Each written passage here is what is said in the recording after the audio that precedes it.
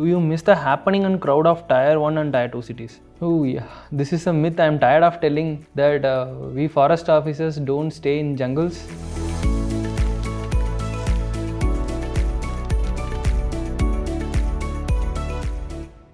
Hello everyone, welcome to Officers on Duty. Myself Vejayanantham TR, Indian Forest Service Officer of 2018 batch, belonging to Madhya Pradesh cadre and currently posted as Deputy Director, Panna Tiger Reserve. So I have seen that a lot of the aspirants have asked a lot of questions using the hashtag Ask the Officer in Officers on Duty community. I would like to answer those questions. Let us go one by one.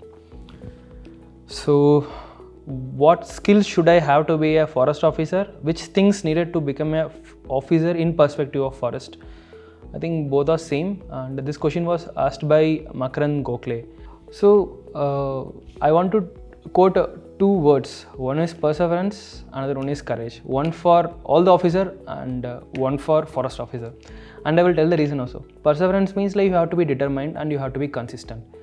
So as an officer you will face lot of challenges, and at many times it will test your passions, at many times it will test your knowledge, it will test your skills.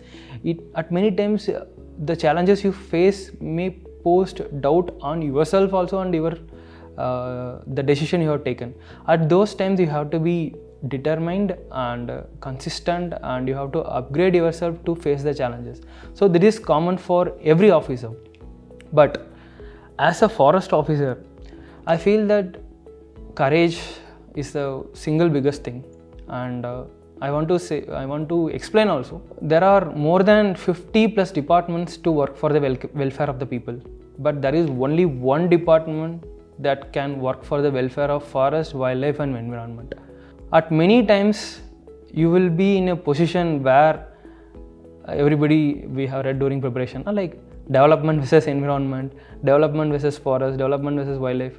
At many times as a DFO, as a Deputy Director, you will be like in a situation where you have to say no for many big policies or make many big decisions, or you have to suggest alternative solutions in order to reduce the damages that can be caused to forest, wildlife and the environment. At those times you have to have courage to say no to those policies or decisions, and it will be really hard because you have to say no by quoting articles or Supreme Court judgments and any rules that make your argument very well valid. So as a forest officer, your welfare for the forest, wildlife and environment is priority always, and at many times you have to say no for many things which might be of popular opinion, where you have to face consequences also, but at the time the courage you have will definitely help you a lot to save forest, wildlife and environment. So we'll go to next question. So Surya has asked this question: what are the power and perks of an IFS officer? So I can't say it's a power, but I can say it as a duty. As an IFS officer, you have a duty to protect forest and wildlife, to conserve forest and wildlife, and there is another function called establishment function. Establishment function is like there are forest staffs and people dependent on you. Like for example, in Panna Tiger Reserve, there are 300 plus government staffs and 400-500 contractual staffs are there who are directly dependent on you for their welfare, their pension and their leaves application, etc. So you have to take care of them. These are some establishment functions that you do as an officer. Thirdly, there are some development functions like promoting tourism activity, promoting employment opportunities in the village areas that is near the tiger reserves or like near any forest areas, and promoting other development activities like building roads for the villagers, lighting facilities. So these are some of the development activities you can say. Other than that, there are quasi-judicial powers also. Many times you have to take decisions as a magistrate, as a quasi-judicial body, like departmental inquiries, and we used to call like clearing the cases put in front of you as a subjudicial magistrate, as a CCF, where many cases come to you for appeal, like for example japt cases, for example, that is confiscation cases, where you have to take a decision as a judicial magistrate.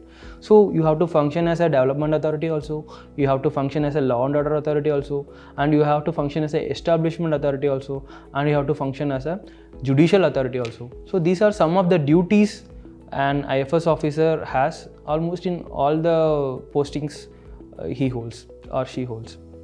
And coming to perks of an IFS officer, see, as a new generation officer, I always believe that if an officer's basic needs are taken care by the government, then that officer can think big. So as an officer, if your accommodation is taken care of well, if you get basic help, domestic help, and if your transportation needs are taken care, then automatically your work-life balance will be very well. For example, you have to run the system, at the same time you have your family at your home, and their needs are also should be taken care of. So if these basic things are taken care of by government, then you can concentrate more on your work and you will get very good work-life balance, because as an officer you are 24/7 on duty. So if you think these are the perks, yes, definitely an IFS officer get good accommodation, good domestic help, and his transportation needs are taken care of, and obviously other allowances like TA, DA, everything is there for you, so no need to worry about that. But single biggest perk as an IFS officer, I think, is like the fraternity. As an IFS officer, IAS officer, IPS, IRS, any officer you take, you have fraternity all over India. So any issues my friends or family is facing anywhere in India, or even myself, if I go to Arunachal Pradesh, Leh, Ladakh, I feel that my department is there. I just have to knock the door of DFO so that my issue will be resolved in a minute. So that feel of having a fraternity all over India, that is the single biggest perk of any officer, be it an IAS, IPS, IFS, any officer. This is the single biggest perk he or she has. So Harshavardhan Munda, he has asked 4 questions, and first question is, what are the things you didn't like about IFS? Nothing like that. I am very much into the service, and I am very much indebted to the service for whatever it has given me, and I am very much satisfied with my service. Second question is, where do you find IFS with comparison to other services of CSE? See, these comparisons, your comparison will stay until you clear the service. At the max, it will stay with you until you finish your training. Once you come to the field, you realize that every officer, every service has their own duty, own responsibilities, and every officer can't work in silos. Police department can't work in silos, revenue department can't work in silos, forest department can't work in silos. In a district, these 3 have to coordinate to solve any issues of the general public. For example, during election duty, police department might need our uniformed staffs also, because that you all know, like in government system, everywhere there is staff crunches there. So we send our staffs for election duties, and whenever there is some festivals are happening for law and order function, we send our staffs also. Whenever we face any issues like encroachment issues or any mafia issues and any joint operation we need, we take the help of policers to get additional force for our work. And when there is any issues that is of like district level and higher level importance, like for example COVID, we join together with the revenue department, police department, forest department. We work together first to face the pandemic, and then we'll come back to our own duty. So you can't compare any service with any other service. Every service has their own duty and own responsibility. So third question by Harshavardhan Munda is like, do you miss the happening and crowd of Tier 1 and Tier 2 cities? Oh yeah, this is a myth. I am tired of telling that we forest officers don't stay in jungles. Our work is in jungle, but we have our home at the district headquarters only, like collector and SP. We have our home in civil line or forest colony. So as like every other officer at the district level, we stay at the district headquarters only. So we'll get all the basic facilities, like every district in India has at least 1 or 2 good school and 1 or 2 supermarkets. The basic things you will get. But definitely, as a person who was grown up in Chennai for 10 to 12 years and had education in Chennai for 10 to 12 years, and definitely miss Tier 1 and Tier 2 cities crowd or traffic or like facilities now and then. But per se, every district in India has little Tier 2 or Tier 1 cities nearby, at least in 200 or 100 kilometer distance. For example, here Satna district is just 1 hour from Panna. There you get all the branded showrooms and some decent hotels like Domino's are there. So whenever I feel like I'm missing the city crowd or traffic, like we just take time and we go out to Satna and we just purchase things and we have pizza and Domino's and we'll come back. So per se, like since you get basic accommodation, you get good transportation facilities, I never really miss tier 1 and tier 2 cities, unless like I have to go to my home at Tamil Nadu, then I have to travel long, like for example Jabalpur airport, and then I have to take flight and then I have to go. But for the basic needs, I never really do miss tier 1 and tier 2 cities. Coming to the fourth question, IFS is more about paperwork or technical work? So first of all, Indian Forest Service means you have a land at stake, forest land, which is open and which is very vulnerable, and you have a task of protecting it at any cost. So you have to be more on field, you have to get to know what works are going on in the field, because other than you, it's very difficult for anyone to go and check what is happening in the field. It's very difficult for the media to go to so remote location and check what is happening.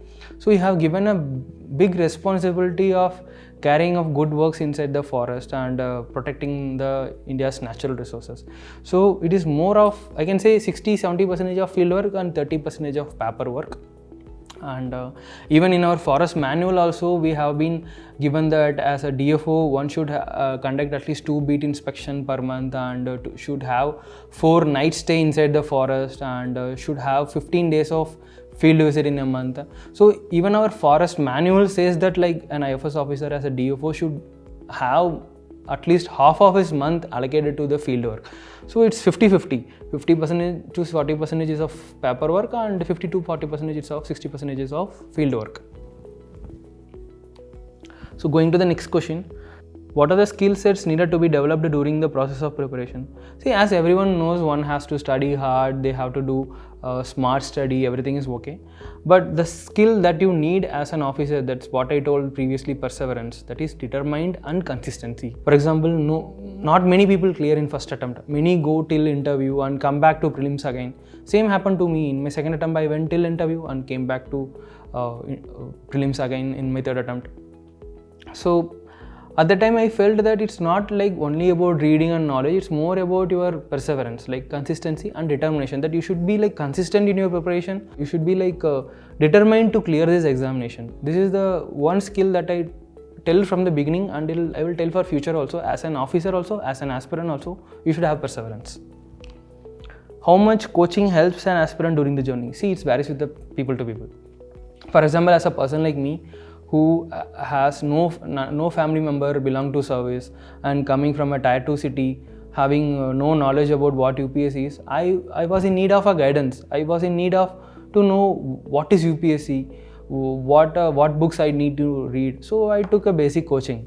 But if you are from a family of person like who are well educated, and you are already having your uncle, aunt, or any of your family members or friends who are already in the service, then you can get guidance from them. Nowadays, a lot of YouTube videos are available, a lot of academies are giving online also. It's up to you to choose. You should know your strength and weakness, and you should know whether you need coaching or not. So nobody can say that yes, you need coaching and you don't need coaching. It's up to you to choose. And last but not least, how is it like to be an IFS officer? It feels so great. So next question, Rishabh Pasi, what adversities you have to face while dealing with encroachers, naxalists and insurgents? See, as an officer, I never face any adversity while dealing with encroachers, naxalists and insurgents, because I never go alone. I always go with my staffs. My staffs are those people who stay in the ground, stay in that area where naxalism was happening or encroachment was happening for so long, and they know the ground reality. So it's not like you suddenly go one day to the field and you show heroism and you remove all encroachers and come back. No. Whenever we try to do any operation or encroachment removal, first I go to my staff and I will ask them, rangers or deputy rangers or beat guard or chowkidar, watches tak we will talk. We'll ask them like what is the real issue behind this encroachment, what is the real issue behind this insurgent or any illegal mafia going on. We'll take their input, we'll make them as a part of the team, and as a head of the department, I pool the resources so that we can make this operation successful. So whenever we go to remove this encroachment, etc., everything, we go as a team with full of resources. So when you plan properly, obviously there are no adversities. But you have to ensure that your staff's safety and security is ensured to the core. Have you tackled those situations? Yes, many times. So as you know, forest land is open and anyone can come and encroach at any time. So it is always like you have to keep watch on your forest land. And especially during the agriculture seasons, people try to encroach. They feel that it's a vacant land and they can go and do agriculture there. And many times there are settlement issues, because for example, already declared as reserve forest, but the people rights are not settled. So people are also confused whether the land belongs to them or not. We are also confused that whether the land belongs to us or not. And many times you won't get a map for that area or proper block map or management for that area. At those times, that area will become little sensitive.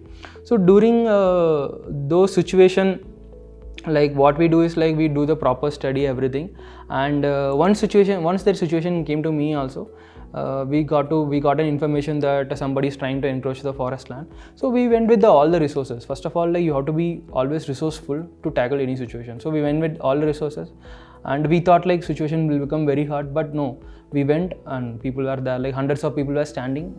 We just explained them, no, this land does not belong to you, and this belong to forest department. If you do this thing, then you will face these consequences.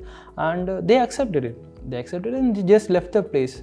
So 90 to 95% of your issues in the field will be easily solved by going with full resources and just talking and listen to the people there. Believe me, if an officer goes to the field and talking to the people, people will really respect you, and they also feel that okay, somebody is there to listen their issues, somebody is there to address their problems. If some officer is coming to the field and saying, means they feel that he is right or she is right. So many times the issue will be solved by just talking to them. So what it is like to run awareness campaign in tribal villages, how you overcome the communication barrier. So as I already said that my communication barrier was overcome during my range training itself. In that 5 months I got to learn Hindi, basic Hindi, and try to convince staffs at that time itself. Coming to awareness campaign, I already said we always as an UPSC aspirants, we write a first answer for any question is like first point is awareness. So awareness is always at the last. First do something to the people and then take them with you as your support factor, and then you run the awareness campaign. Definitely they will accept you. For example, our smart class program. So whenever we go to people and say that no, you should not put fire in the forest and you should support us, they just say that okay, it is just another meeting for them. But after we installed smart classes in the villages, after we went and installed hand pumps for them, give them some irrigation pipes etc. through the safari money we got, they also felt that okay, forest department is taking care of our welfare also. So after these, we did these things and then we ran the awareness campaign. We got very much good support from the people. So it's a give and take only. You should give something to the people and then you take something from them. So Suryans has asked this question: smuggling of forest produce. See, there are so much of forest produce. Forest is an open wealth. Open wealth means like you have crores of rupees of trees standing in your forest area, which is eyed by many illegal elements, and you have wildlife roaming all over your forest. You all know that if you take the world's third highest illegal trade, wildlife trade will come in third or fourth place. So you have huge amount of forest wealth under your control and you have to take care of it. So smuggling of forest produce can be stopped not just by forest department, and you need people's support.